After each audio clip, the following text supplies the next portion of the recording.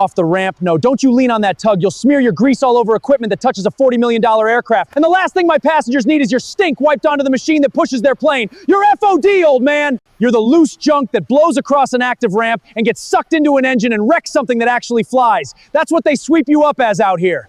That's all you've ever been. And don't stand there flapping your jaw at me like there's one word in it I need before a 6 a.m. departure. I've watched a dozen of you shuffle around these ramps over the years. Frostbit old-timers in coveralls, thinking that because you sprayed glycol on wings for 30 winters, that makes you aviation. It doesn't. The man who hoses down the airplane is not the man who flies it. The de-ice lead is a guy with a wand on a cherry picker. Step up, he rode around in a bucket squirting orange juice on wings while the real professionals up front made the decisions. And that whole cold diddle is, and the ramp is mine to run. The schedule's mine. The call on whether that aircraft pushes on time is mine. You're ground. You're the FOD we clear off the line so the jets can move. So pick up your radio and your gauge and shuffle back to the equipment shed with the rest of the junk before my crew clocks in and has to look at it standing on my ramp like I'm here the debris, not the flight. And the man he was saying all of this to, Calvin Easter, 67 years old, standing on the floodlit ramp at Pell County Regional at 4:50 in the morning with a handheld radio in one hand and a freezing point gauge clipped to his coveralls. The freezing rain ticking down out of the dark onto the tarmac around him, did not step back off the ramp. He did not argue. He looked at the man for a long, quiet moment. The orange lights of the de-icing rig steaming behind him in the cold. And then he turned his head a few degrees and looked at the regional jet parked at the gate, its wings already gone dull and pebbled under the floodlights. And he said, very evenly, "You can't let that aircraft push this morning. Not after the spray it got. Your night crew de-iced it 40 minutes ago. But this isn't snow coming down now. It's freezing rain. And the fluid they used has a holdover time of about 11 minutes in this. That wing's been refreezing since before the passengers boarded. I checked it 10 minutes ago. There's clear ice forming on the upper surface. The worst kind. The kind you can't see from the cockpit. You let that jet take off with ice on those wings. It won't fly. It'll roll on rotation and go in off the end of the runway with everybody aboard. That's why I'm on your ramp. I came to tell you to hold it and respray before it goes. That was all. Not you can't talk to me like that. Not I'll call the FAA. Just the thing he'd come to say.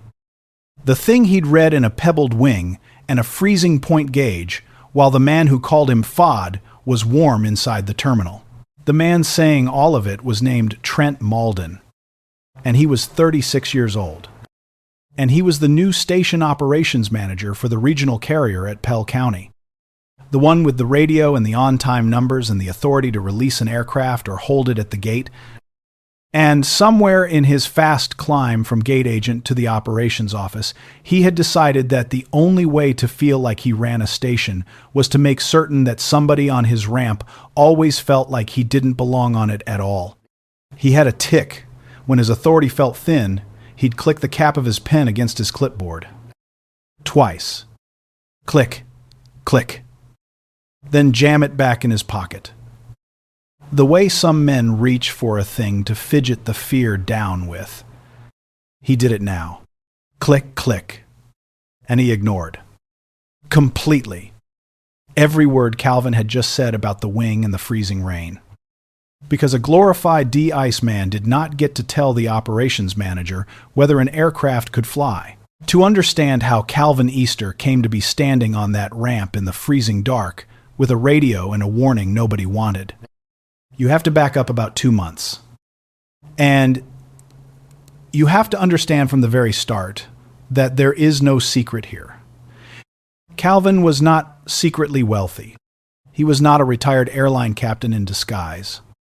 He had no powerful relative about to walk off a jet bridge and set everything right. And there is no twist coming where the old de-ice man turns out to own the airline. He was exactly what Trent took him for at a glance, a black man in coveralls who had spent his life spraying anti-ice fluid on other people's airplanes in the cold. And the whole point of what happened that morning is that being exactly that was already enough. Was already a person worth listening to. Long before anyone with a title clocked in, we save our listening for after the reveal. We wait to find out somebody matters before we grant them the simple dignity of being heard. But ice forming on a wing in freezing rain does not wait for a reveal. And neither does the truth. It was true when the man saying it was just the de-ice led. It was always true. And the cold sky, which has killed more confident men than almost anything in aviation, has never once cared about a man's rank when it decided whether to let a wing fly. Calvin Easter had worked the ramps at Pell County for 43 winters, and that flat-term de-ice lead undersells what he actually was. The way the help undersells most people who get called it, he had started at 24, just out of a hitch in the Air Force where he'd worked the flight line. And he had come to this little regional airport because there was steady work for a man who understood the ground side of aviation. The man who trained him was an old de-ice lead named Gus Halloran. And Calvin could close his eyes 40 years later and be a young man again. Up in the bucket beside that weathered old rampy in the freezing dark. Learning the wing. You signed it off too fast, Gus had said. That first winter. After Calvin cleared his first wing alone, I watched you. You gave it one look and called it clean. It was clean. I sprayed the whole surface. It was flowing. Get your light back on it. Low angle. Across the top. Not straight down. Straight down you see nothing. The ice hides in the shine. Across. So it throws a shadow. Gus had taken Calvin's flashlight and laid the beam flat across the wing. And there, at the leading edge where Calvin had seen nothing, a faint dull patch showed up in the raking light. There. See it now? Fluid failed right there. Starting to refreeze. And you'd have signed it off and sent it? That patch is what comes through the windscreen at 200 knots when the wing won't lift. He'd handed the light back. Here's what you've got to understand about this job. Sewn. Because it's not like the others on this ramp. You're the last one. After you sign that wing clean. Nobody else looks. The captain trusts the paperwork.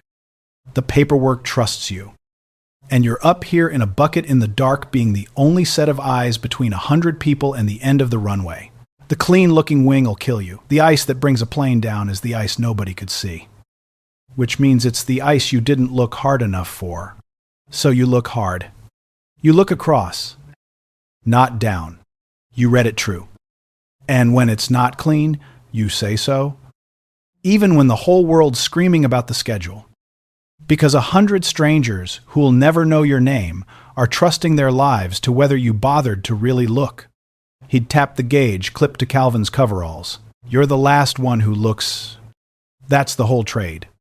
Everything else out here is just driving trucks. Calvin had been the last one to look. Tens of thousands of times since. He had read that raking light across 10,000 wings in his sleep. Over 4 decades he had done every cold. Greasy.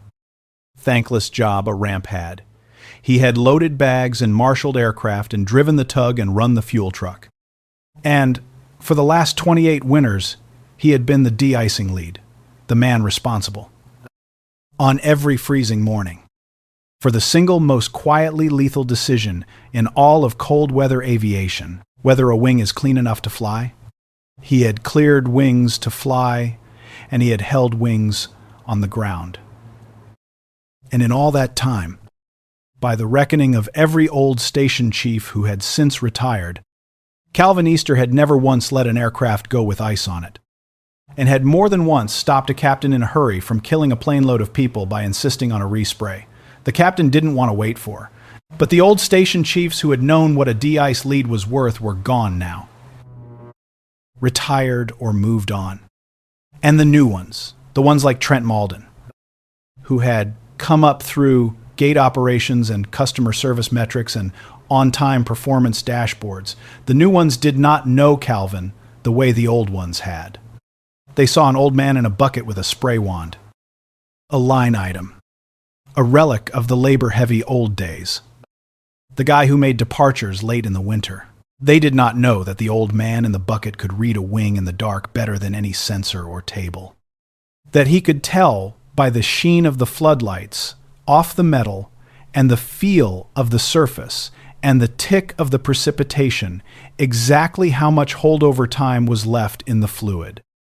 That he carried in his body 4 decades of how ice forms and where and how fast in the specific weather of that specific place. They did not know, because they had never asked. The way you never ask the people you have already decided are beneath asking. And here is the thing you have to understand about a man who has cleared wings to fly for 43 winters. The thing that is the whole quiet engine of this story. He knows the ice the way you know the breathing of your own child in the next room. He knows that there is no more treacherous condition in winter aviation than freezing rain, that it is not like snow, which you can see and brush off, but a clear liquid that strikes a cold wing and turns instantly to a sheet of clear ice you can barely see in daylight and cannot see at all from the cockpit at night.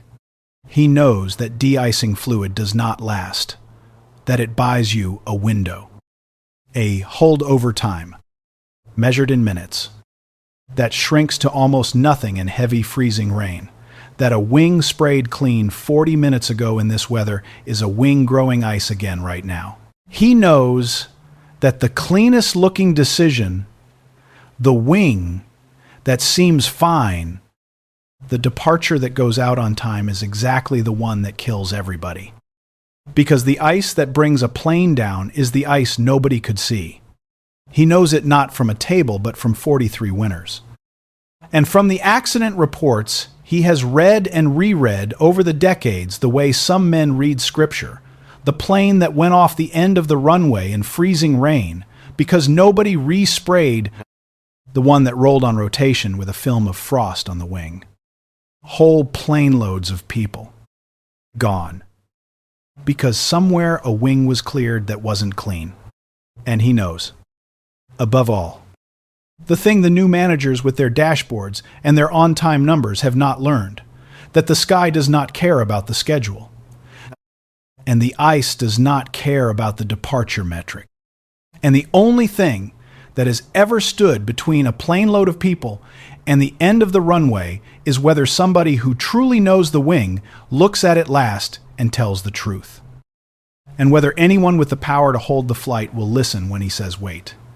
Trent Malden knew almost none of this.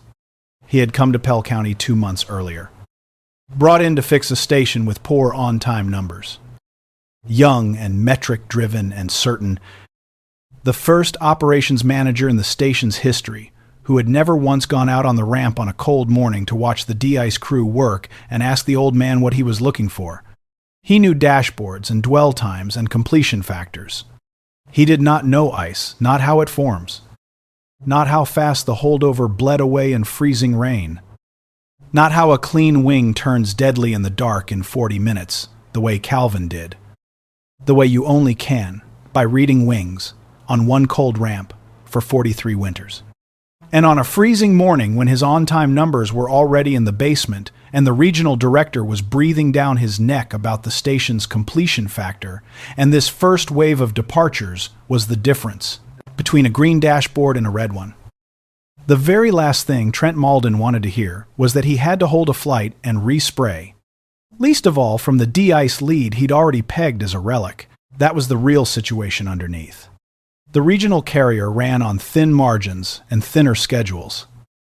And Trent had been brought in with a mandate to fix the worst on-time performance in the system, which meant pushing departures and trimming delays and treating every held flight as a black mark on his dashboard and his record. He was behind. He was scared. The way men get scared when their numbers are bad and their job is new, and the regional director knows their name for the wrong reasons. And he had buried that fear, the way that kind of man does, under a hard certainty that the cautious old ramp culture was what had wrecked the station's numbers in the first place. He had decided in his first weeks that de-icing took too long, that the holdover times were padded, that the old de-ice lead was the single biggest source of his winter delays. He had staked his standing in the new job on getting the on-time numbers green this winter. And now the old man with the gauge was telling him to hold the first flight of the day. And here's the trap Trent had built for himself without ever seeing it. The trap so many people in charge build. He had made his plans and staked his new reputation on the things he could see and count, from the warm office, the dashboard, the completion factor, the morning call from the regional director, the green lights of the signed-off paperwork. And he had no way to weigh all that visible, pressing, career-shaped certainty against the one thing he couldn't see. Because reading it took 43 winters under wings in the cold, a film of clear ice forming where no instrument and no cockpit could catch it. So when the seen thing numbers, schedule, paperwork that said clean collided with the unseen thing, ice growing on a wing in the dark, Trent reached automatically for the one he could see. Because it was the only one that felt real to him. That is the whole mechanism of it. Not evil. Just a man who ran the station from the dashboard, colliding with a danger that only lived out in the freezing dark beyond his metrics. And trusting the wrong one. Because the right one came out of a mouth he'd trained himself not to hear. The most dangerous thing at that whole station, the morning of the freezing rain, was not the ice. It was an operations manager who could only believe what he could see from the warm office, and what he could see did not reach out to the wing, where 100 people were about to die. Calvin had checked the wing at 4:40 that morning. The night de-ice crew had sprayed the regional jet at Gate 2 around 4 to 10. A single application. And Calvin, who came in early on freezing mornings out of a habit, 43 winters deep, to look at the wings himself before the first push. Because he did not trust a freezing rain morning to anybody who hadn't read as many of them as he had. Walked out under the wing with his flashlight and his gauge and seen it. The precipitation had shifted in that half hour. From the light mix the night crew had sprayed against to steady freezing rain, and freezing rain eats holdover time alive. And the fluid they'd used was already long past its protection window. He'd put his light at a low angle across the upper wing surface, the way you do, and seen the dull, pebbled sheen. That means the fluid has failed and is no longer flowing. And at the leading edge, he'd seen the faint, glassy clearness that is the beginning of clear ice, the killer. The invisible one, and his gauge had confirmed what his eye already knew. The wing was not clean. The wing was growing ice in the dark while a full load of passengers settled into their seats. And that jet was scheduled to push in 15 minutes. So Calvin had done what? 43 winters? And every accident report he'd ever read all told him to do. He had keyed his radio and called operations and reported that the aircraft at Gate 2 had lost its holdover, that clear ice was forming in freezing rain, and that it could not be released until it was resprayed 10 minutes' work. With the rig already steaming and ready, but 10 minutes that had to happen before that jet moved an inch toward the runway. He had tried once already. On the radio, before he walked in. He had keyed operations and reported the failed holdover and his recommendation to hold and respray. Plain and clear. And the voice that came back was Trent's, from the warm operations office. And Trent had said the aircraft had been de-iced per procedure 40 minutes ago and signed off, and he wasn't blowing his on-time numbers on the first wave because the de-ice guy wants to spray it twice and bill us double. And that Calvin should stay in your lane and let me run the operation. And clicked off. So Calvin had walked in off the ramp, through the freezing rain, to the operations desk to say it to the man's face. Because some things are too important to leave on a radio with a man who doesn't want to hear them. And a wing growing ice under a full load of people is one of those things. He'd thought about Ramona on that walk-in. The way he thought about her on every freezing morning. His wife of 40 years had been awake when he left in the dark. The way she always was on the bad weather days. And she'd held his cold, stiff hands a moment in both of hers at the door, and said the thing she'd been saying for 3 winters. Calvin, you're 67. Let the young ones go out in the freezing rain now. The airport got along before you, and it'll get along after. Take the pension while you can still feel your hands of a morning. And he'd kissed her forehead and said what he always said, soon. Ramona, let me train one of the young ones up right first. Somebody who'll really look at a wing. Not just sign it and then I'll come in out of the cold for good. I promise. She'd given him the look that 40 years earns a person. The look that says, I know you. And I know that promise. And I know you'll be out under some wing in the freezing rain anyway. And I love you. And she'd zipped his coveralls the last few inches his cold fingers couldn't manage and sent him out into the dark. He'd been thinking about that look, and about being 67, and about the warm kitchen he'd left. The whole time, he walked in through the freezing rain to tell a man half his age something the man did not want to hear. It would have been so easy to marshal the plane out and say nothing. Ramona's voice was in his ear. Let the young ones go out in it. And he walked in to say it anyway. Because the young ones couldn't read a wing yet the way it needed reading. And that, exactly that, was the whole point. It's not about billing you twice. Mr. Malden, Calvin said, because he had decided he was going to say the whole thing, even if it cost him the last winters of a 43-year working life. It's about holdover time. Your crew sprayed that wing 40 minutes ago against a light mix. And the fluid they used gives you maybe 11 minutes of protection in freezing rain. And it's been freezing rain for half an hour now. That fluid failed 20-some minutes ago. I put my light across that upper wing surface 10 minutes back, and the sheen's gone dull, and there's clear ice starting at the leading edge. Clear ice. The kind your captain cannot see from the flight deck. The kind that doesn't look like anything until the airplane tries to rotate and can't. I have read the reports on every airplane that's gone off the end of a runway in weather like this. And it is always, every time, a wing somebody cleared that wasn't clean. Hold it. Bring it back to the pad. Give me 10 minutes and a fresh application. And it pushes clean and safe and a few minutes late. 10 minutes. That's all I'm asking. Hold the flight and let me respray. Trent clicked the pen against the clipboard. Click, click. Listen to the mouth on this one, he said.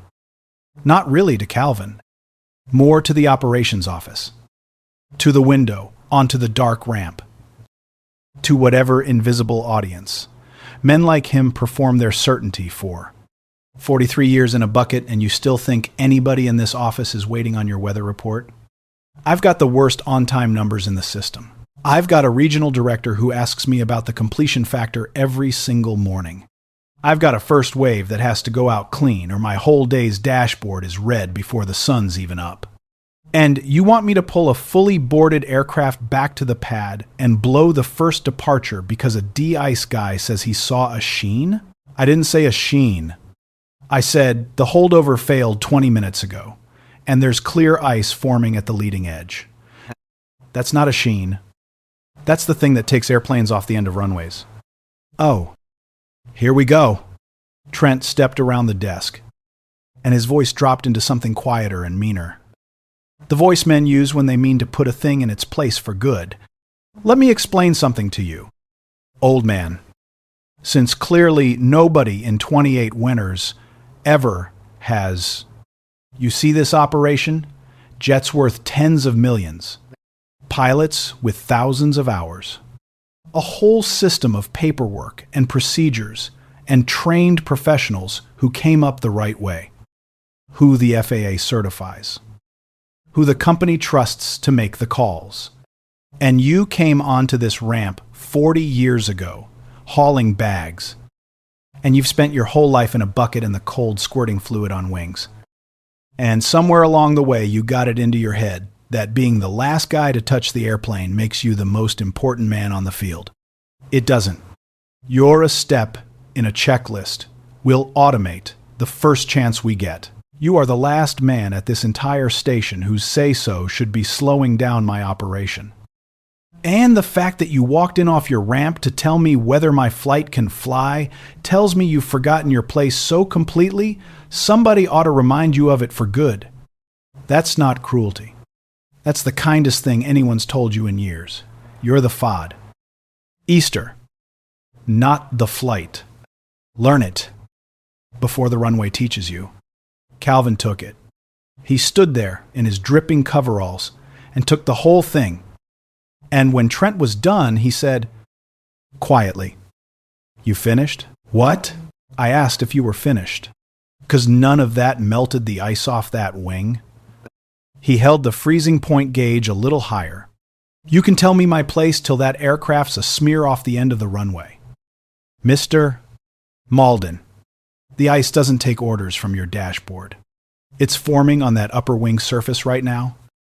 Exactly like physics says it will, in freezing rain, on a cold wing. And not one word of your speech about my place has melted a single crystal of it. You can fire me. And the ice forms. You can automate me. And the ice forms and your automation's reading the air temperature. Not the clear ice growing where the cockpit can't see it. I didn't walk in here to be important in your eyes. I walked in because there's clear ice on a wing you're about to send 100 people up on. You can talk about my place. Or you can hold the flight. The sky doesn't care which. But it is going to care. Very much. At the moment that airplane tries to rotate. What you decided. That was when Trent made it final. You know what it does to my numbers if I hold the first wave on a de-ice guy's say-so?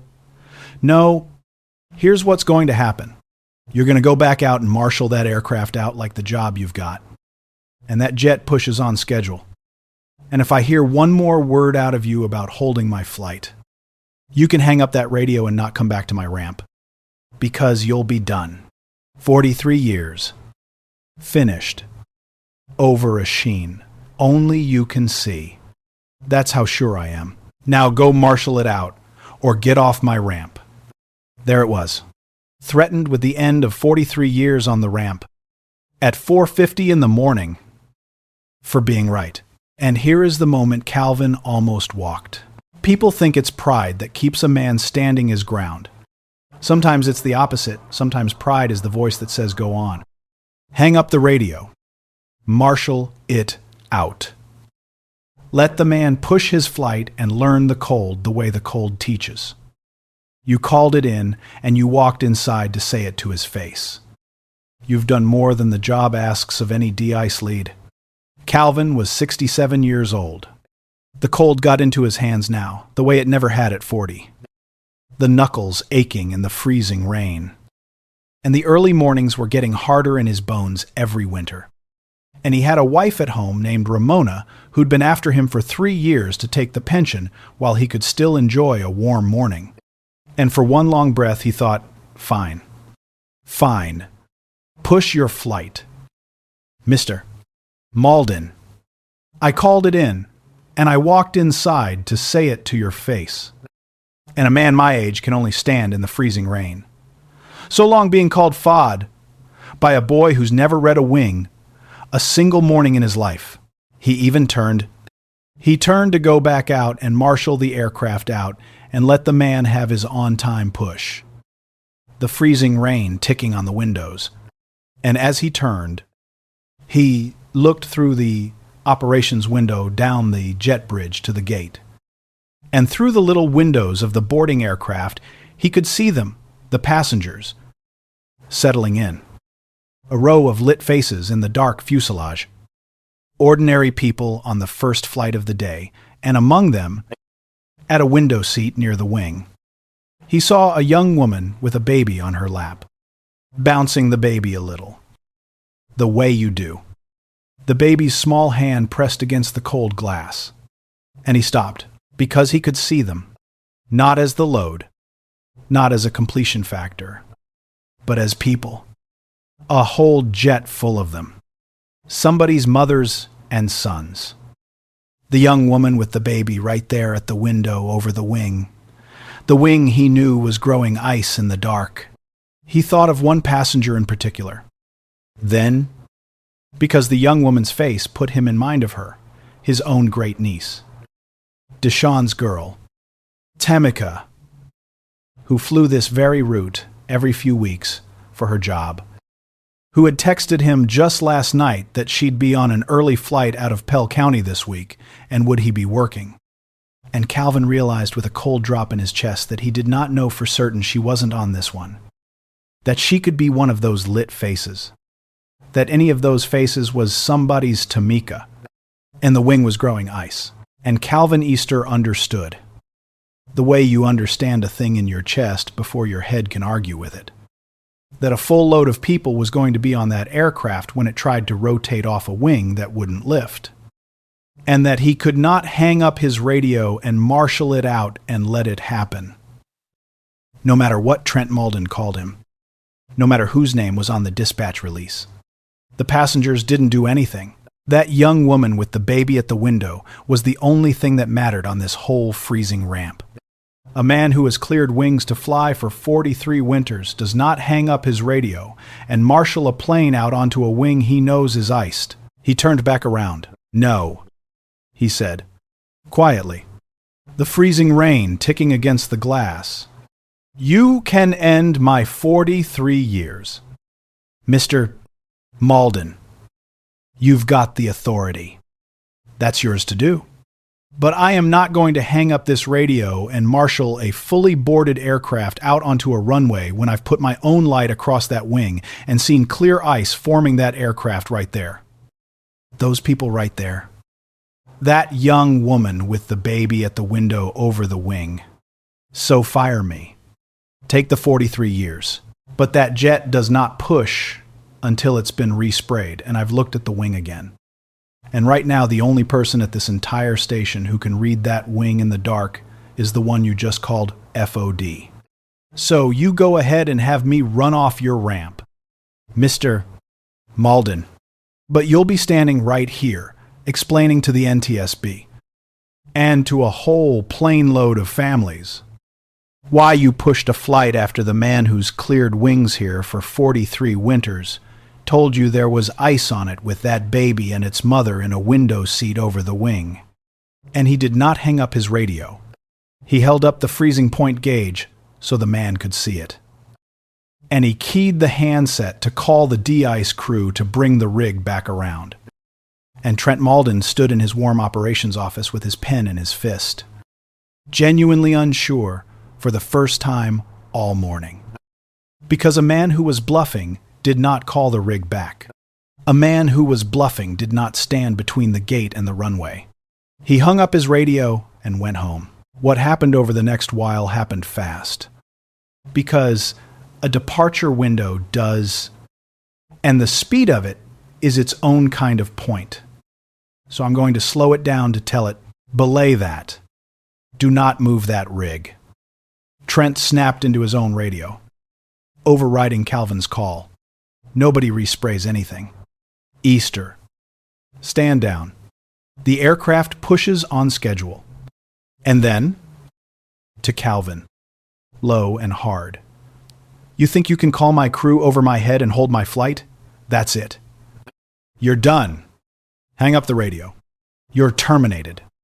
Get off the ramp. You can fire me, Calvin said, the gauge still in his hand. But firing me doesn't clean the wing. You can run me off this ramp, and that clear ice is still forming on that upper surface, whether my name's on the roster or not. The only thing that saves those people is somebody respraying that wing before it rolls down the runway. And that's not a thing your authority can do, or your dashboard, or your on-time number. That's a thing one man at this station knows how to read and call. And you just fired him. And the ice is forming exactly as fast as it was a minute ago. He held the gauge higher. You don't have to believe me. Go out there yourself. Take a flashlight. Put it at a low angle across the top of that wing. And tell me you don't see the sheen gone dull and the clearness at the leading edge. It's 40 feet away. I'll wait in the cold with you. Because that wing doesn't care about your numbers. Mr. Malden. And it doesn't care what you call me. It's icing. That's just true. You can fire the man who read it. You can't fire the ice. It was, you can't fire the ice that stopped Trent cold. 'Cause some animal part of him, the part that had worked a ramp himself once. Years ago, before the office. That had felt the cold reality of an airplane as a physical thing, and not a row on a dashboard, understood, all at once, that the man was right about the one thing that mattered. Authority could not clean a wing. The radio could not melt ice. His power over 43 years of this man's life could not change 1 degree of what was forming on that metal in the dark. Everything Trent had the title. The dashboard. The on-time number. The signed-off paperwork that said the wing was clean 40 minutes and a weather change ago was suddenly worth exactly nothing against a film of clear ice. And the only currency that meant anything out on that freezing ramp was a kind of knowledge Trent Malden did not have and had spent his whole short tenure deciding he didn't need. And then the gate agent who'd been standing at the operations desk, a young woman named Priya who handled the boarding for that flight, spoke up carefully. Because you do not lightly question the operations manager. Mr. Malden, she said, if Calvin says there's ice, I've worked 3 winters with him. The captains complain about him because he makes them wait. But I've never once heard him cry wolf. The old station chief used to tell us, if Calvin won't clear a wing, you do not push that airplane. Period. If he's saying there's clear ice forming, she didn't finish it. She didn't have to. And down the jet bridge, the boarded passengers waited in their lit rows. And somewhere on the dashboard, a clock ticked toward a departure time. And a low uncertainty went through the little knot of people at the operations desk. Because they had all heard it now. You can't fire the ice. And a manager can override a de-ice lead, but it is a far harder thing to override the cold fact of physics with a plane load of people strapped in over the wing. Now, here is where you might expect the turn. The airline executive who happens to be at the station, the reveal that Calvin is secretly somebody. The lawyer. The comeuppance. None of that happens. That is not what this story is. No one important arrives. Calvin does not turn out to own the airline or have a famous name. He turns out to be exactly what he said he was, an old man with a gauge who can read a wing in the dark better than anyone at that station. And the turn, the whole turn, is that Trent Malden, with the clock ticking and his gate agent gone quiet and afraid, and a film of clear ice he could not see, but could no longer deny, finally said the words, "Hold the flight." That's the harder truth. The one without an executive sweeping in. Most people who get called FOD are not secret kings. They're just people, carrying knowledge nobody bothered to ask for. And the test of a man isn't whether he listens to the stranger who turns out to be important. It's whether he listens to the one who turns out to be exactly who he appeared to be, because that, and only that, is the real measure. Anyone can heed a man once they learn he outranks them. It takes a person to heed the de-ice lead. In the freezing dark, before a departure, when there's nothing in it but the people strapped in over the wing, Trent looked at the gauge. He looked at Priya. He looked, last and longest, through the operations window at the dull, pebbled wing under the floodlights and the lit faces in the fuselage windows above it. And something in his face that had been clenched tight for 2 months of red dashboards came. Finally. Loose. Hold the flight, he said. The words came out rough, like they cost him teeth. He keyed the radio. Gate 2. Operations. Hold the push. Bring the de-ice rig back around for a reapplication. Do not release the aircraft. And then, to Calvin. The manager gone out of his voice. What was left just a man who had nearly done a terrible thing. Respray it. Whatever you need. The fluid. The rig. The 10 minutes. I'll square the delay. He stopped. Just make the wing clean. Please. And Calvin picked up his gauge and went back out into the freezing rain. Real talk. Those 2 words. Hold the flight. Are the whole story. And they're so small you could miss them under the floodlights in the freezing rain. Not the respray. Not the wing. 2 words from a scared, behind on his numbers, young manager with a red dashboard and a regional director who knew his name for the wrong reasons. Because understand what they cost him. Every instinct Trent had. Every rung of his fast climb. Every cell of his fear for his own job was screaming, push it. The paperwork's clean. The old man's a relic. You'll blow the wave. And the dashboard goes red.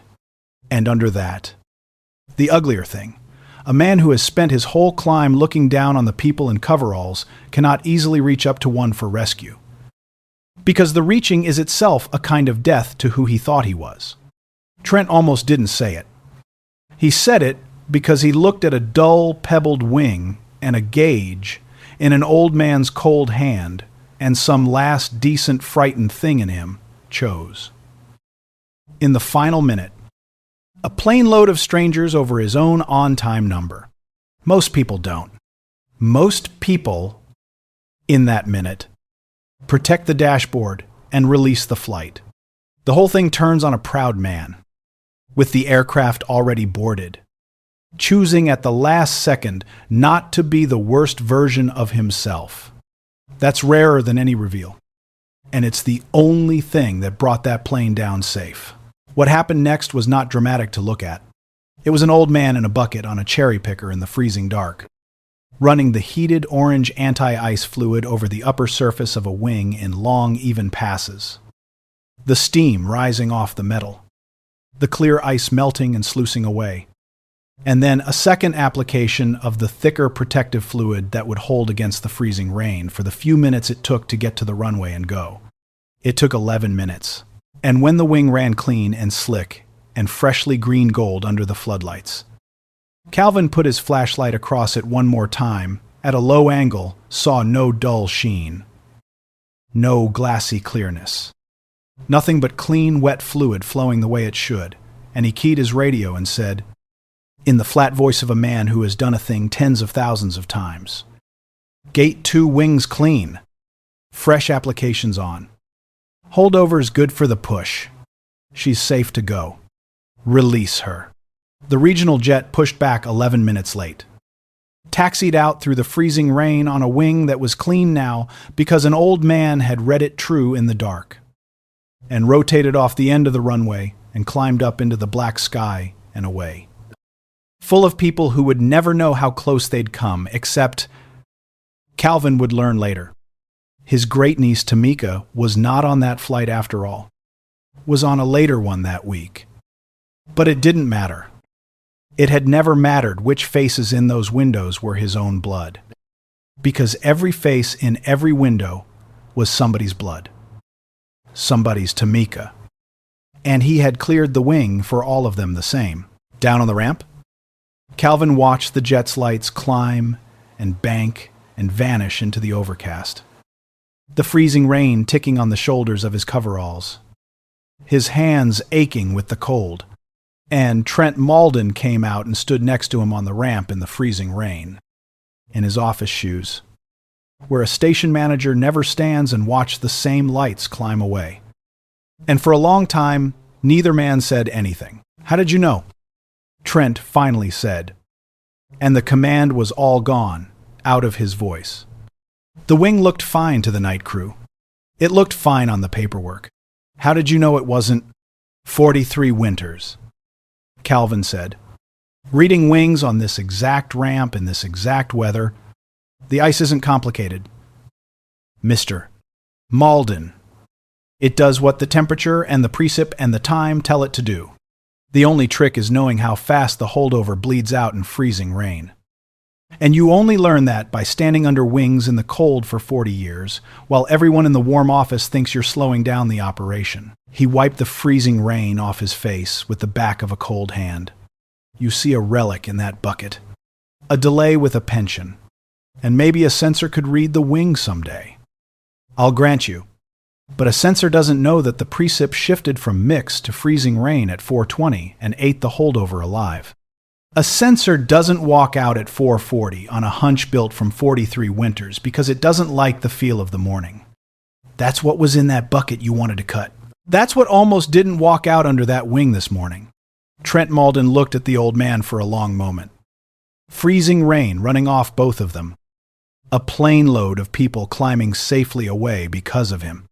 I called you FOD, he said. An hour before you saved that whole flight? I fired you. 43 years. You did. And the worst of it, he made himself say it. Watching the place in the sky where the lights had been, I'd have pushed it. If you'd hung up your radio and marshaled it out like I told you, I'd have released that flight. And it would have rolled on rotation. And I'd never even have understood what happened until it was in pieces off the end of the runway. I'd have killed a whole airplane full of people. Sure, I was protecting my on-time numbers the entire way down. He looked at Calvin. How do you carry that? Knowing how close. You don't carry what didn't happen. Calvin said.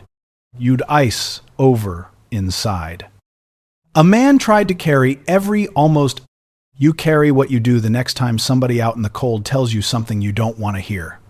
That's the only part you get a say in. He clipped the gauge back to his coveralls. That flight's up and safe. That's done. The question is, the next freezing morning, and the next de-ice lead, and whether you've got it in you to put the clipboard down and listen to somebody who's been reading wings while you were still learning to read a dashboard. That's the whole thing. Mr. Malden.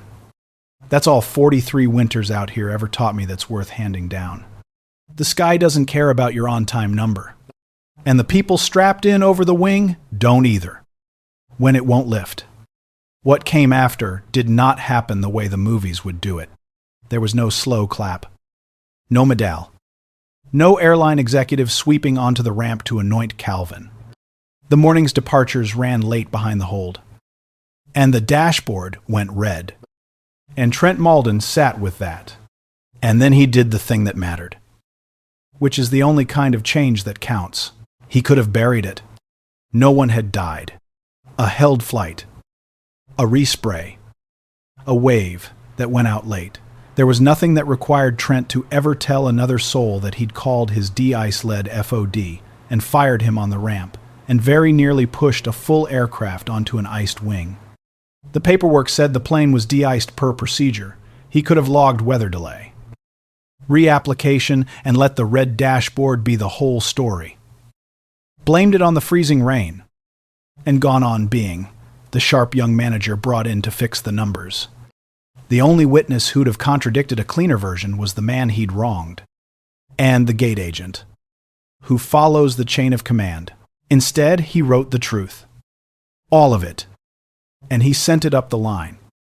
And when the carrier's safety office, and then the FAA, asked about the morning, he told them on the record. He said his on-time numbers were the worst in the system and he'd been scared for his job and he'd decided the de-ice lead's caution was what was wrecking his dashboard. He said Calvin Easter had checked the wing at Gate 2, found the holdover failed and clear ice forming in freezing rain, and recommended holding and respraying, and that he, Trent, had refused him on the radio, and then, when the old man walked inside to tell him to his face, had called him FOD and a relic, and fired him at the operations desk. He said, the only reason there was a full aircraft of people who landed safely that morning instead of a smoking hole off the end of a runway and a hull on the evening news was that this man he had fired had refused to be fired, had stood his ground, and had read a wing in the dark that no paperwork and no completion factor dashboard would ever have caught in time, a thing, only 43 winters of clearing wings on that one cold ramp could read. He said he had been wrong in every way a man can be wrong, and that he had nearly become, in his second month, the manager who pushed a plane load of people onto an iced wing because he wouldn't listen to the de-ice lead. He told all of it, and did not soften a word. Even knowing it put a black mark on his own record, and might cost him the turnaround he'd been brought in to deliver. Because some things should cost the person they should cost. And he had decided that morning, standing in the freezing rain, watching the lights climb safely away, that he would rather be a man who told the truth and paid for it than a man who pushed a plane load of people to their deaths and blamed the weather. That's the part that makes it a story instead of just a near miss. The airline, which had also just understood how close it had come to the kind of accident that ends airlines and careers far above Trent's par, did several things. It reviewed the de-icing procedures across the system and tightened the holdover rules for freezing rain. It put it in writing that a de-ice lead's call to hold and respray a wing could not be overridden by station operations for on-time performance, restoring by policy the authority the old station chiefs had given. The de-ice man, by trust, and the new, metric-driven managers had let erode. And it did the thing that mattered most to Calvin. Though it had nothing to do with his paycheck, it asked him, before he took his pension, for he was 67. And the cold was hard on him now. And Ramona and a warm morning were waiting to spend his last winters training the next generation of de-ice leads across the region, passing on what 43 winters had put into his bones. He told Ramona about it the night the policy came down. They sat at the kitchen table where they'd sat for 40 years. And he told her the whole of it, the wing, the radio, the FOD, the walk-in through the freezing rain, the plane load of people who climbed safely up into the dark and landed somewhere warm, and she listened all the way through with her hand wrapped around his cold, stiff one. And at the end, she pressed it tight. You could have been run off that ramp. She said, fired. At your age, standing in the freezing rain telling a man half your age he was wrong. Could have been 100 people off the end of that runway. Ramona. That's rather the point. I know it is. That's why I married you. And that's why I've held my breath every freezing morning for 40 years. You're the man who looks last. She shook her head slowly. And now they've written it down that they have to listen to you. After all this time, treating you like the junk they sweep off the line, and now you'll never come in out of the cold for good. Will you? Now I'm coming in, he said. And she looked up sharp, because in 3 years of asking, she'd never once heard him mean it. Soon, long enough to get Priya ready. Somebody who'll really look at a wing after me. And then I'm coming into that warm kitchen, and you, for good. I just needed them to hear me once before I went. 43 winters the last man to look. And they called me Fod. I wanted to come in out of the cold as the one who was right. He closed his cold hand around hers. And now they know I was. So now I can come in. Ramona Easter held her husband's hand a long while at that table. And neither of them said anything more. And outside, the freezing rain ticked on against the warm, dark glass. And Calvin, who could have taken the pension and gone in out of the cold for good, said yes. And spent those last winters out on the ramps, in the freezing dark, with crews a third his age, teaching them the things no table holds, how to put a light across a wing at a low angle to catch the sheen, how the holdover bleeds out fast in freezing rain and slow in dry snow, how to feel a morning turn from a mix to freezing rain before the gauge confirms it, how to read the clear ice that the cockpit can't see and the paperwork won't catch. He taught them to walk out under the wing on a hunch no dashboard would ever justify, and to key the radio and say, hold the flight, even when a manager with a title called them FOD and told them to stay in their lane and be quiet. He taught them, above all, the thing his own teacher had taught him, the thing that was the whole job under all the other jobs. that the de-ice lead is the last human being to look at that wing and say, it's clean. And the lives of a whole airplane full of people who will never learn his name are riding on whether he read it true and told the truth about it. Every single push, no matter who's standing at the gate. And the one he taught above all the others was Priya, the gate agent, who'd spoken up at the operations desk, who'd worked 3 winters watching him and had wanted, after that morning, to cross over to the ramp and learn the wings herself, who understood now exactly what the man in the bucket was worth. Calvin spent his last winters teaching Priya the whole of it, the 2 of them out in the freezing dark before the first wave. And on his last cold morning, before he hung up the gauge and went in out of the weather for good, he did the thing his own teacher had once done for him. His own teacher's name had been Gus Halloran, the old de-ice lead, who'd trained 24-year-old Calvin 43 winters before. And on the day Gus retired, he had given young Calvin his own freezing point gauge, the same gauge Calvin had held up between himself and Trent at the operations desk. The morning he was called FOD, and he had said the thing that ran like a runway centerline down Calvin's whole long life. This gauge isn't for telling you what you already know. Sewn. It's for backing you up when a man with stripes on his sleeve tells you you're wrong. Because you will spend 40 winters out here in the cold and dark, the last man to look at every wing. And most of the people you save will never know your name. They'll fly off into the morning and never think once about who stood under the wing in the freezing rain and said it was clean. And you're going to be tempted. Some bitter morning when the office is screaming about the schedule and your hands are aching and the wing looks probably fine, to just sign it off and get warm. Don't you ever... You put your light across that wing and you read it true and you tell the truth about what you see. Every single push. And it won't matter one bit whether anybody in the warm office ever learns your name. The wing'll know. The people'll land. That's the whole of it. That's the job, to be the last one who looks. In the cold. So, a plane full of strangers can land somewhere warm. Calvin carried that gauge for 43 winters. He was the last one to look. Tens-y thousands of times. And on the freezing morning this story is about, it was that gauge he held up between himself and a man who called him FOD, reading the cold truth off a wing that the paperwork said was clean, and the cockpit couldn't see, so that a plane load of people could climb up out of the freezing dark and land somewhere warm. And a young mother with a baby at a window seat over the wing could carry her child home. And never quite know, the way none of us ever quite know, whose unseen hands in the freezing rain had walked out under the wing one last time and read the ice and called the truth, so that the rest of them could fly. On his last morning, he pressed the gauge into Priya's hands. The way you hand a person a thing you mean for them to keep. This story is invented. There's no Pell County Regional and no Trent and no Calvin out under the wing in the freezing rain. But you already know the real part.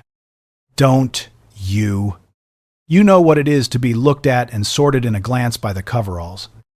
The bucket. The cold, thankless job they think slows everything down. The pension. They can't wait to stop paying by someone who decided what you were worth before they ever found out what you knew. That part isn't invented. That part happens on ramps and shop floors and in back offices every single morning.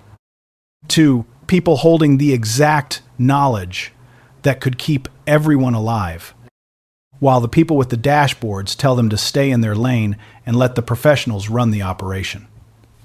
Somewhere right now, in the freezing dark, before a departure.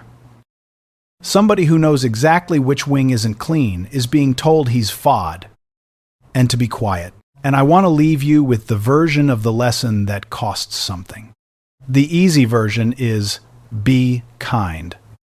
You never know who someone really is. They might be important, but that's not the lesson.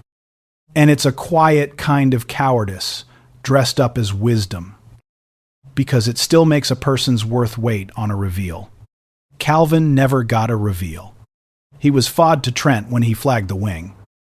And he was FOD to Trent while he was holding up the only instrument that could back him.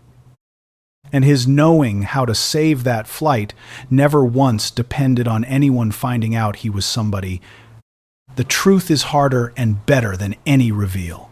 The old man in the bucket was already the most important person at that station. When he was a relic to the boss, when there was nothing in it, when the only witnesses were a film of clear ice and a baby at a window, worth doesn't wait for your permission to exist. It's already there, out in the freezing dark. In the person you've decided is just the de-ice guy. The only thing a reveal ever changes is you.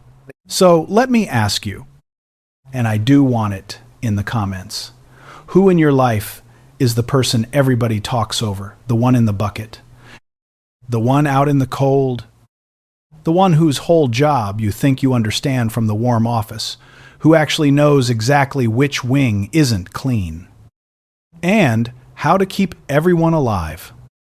If anyone would just hold the flight and listen. And the harder question, when was the last time you were Trent, clicking your pen against your clipboard? Too sure of your own numbers to look at the wing the old man was pointing at? If this one reached you, don't just scroll past it. Send it to somebody who runs a thing who holds the radio. Who decides who's a professional and who's FOD? Who has the small, terrible power to wave a person off the ramp or hold the flight? Remind them that the most important person at the whole station is very often the one they've decided is only there to spray the wings. And subscribe. If you want more of these, the quiet ones, the true ones, the ones where nobody turns out to be secretly rich. Because most of us never do. And we matter anyway. Because in the end, the sky doesn't care whose name is on the dispatch release. It never did.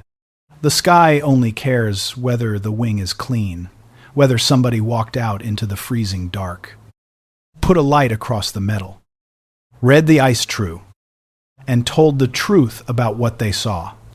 The only question that's ever really mattered is whether the people in the warm office, holding the radios, deciding who's a professional and who's just FOD, can still tell the difference between a person and a piece of debris, and whether, like Trent, far too late, and with the aircraft already boarded, or like the rest of us, hopefully a little sooner, they're willing to put the pen down and walk out under the wing and finally listen to the one who's been standing in the cold reading the ice all along, so that the rest of us, every one of us, every single day, carried through the dark sky by the unseen care of people we never think can land somewhere warm, and come home